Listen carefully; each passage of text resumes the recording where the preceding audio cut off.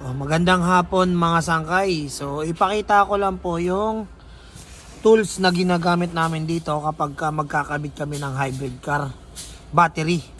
So ginagamitan natin ng OBD. Ito OBD. I-switch-on lang natin to. Yan, tapos ikakabit na natin diretso dun sa may OBD port para pwede na tayo magpalit ng battery. So ito yung device na ginagamit namin mga sangkay. Kaisi KG150. Pakita ko lang sa inyo mga sangkay, isalpak natin dito sa may OBD port nya.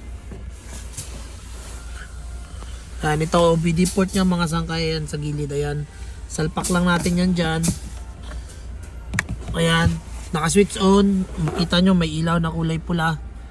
Ibig sabihin okay na yan, pwede na tayo magpalit ng battery nitong hybrid car. So, yun lang po mga sangkay, pinakita ko lang po sa inyo. Kung nagustuhan nyo po yung ganitong content, follow nyo lang po ako sa aking Facebook account. Ganun din po sa aking YouTube channel, Makoy Vlogs TV, para masundan nyo pa po yung mga susunod ko pang i-upload. Yun lang po mga sangkay, maraming salamat and God bless po.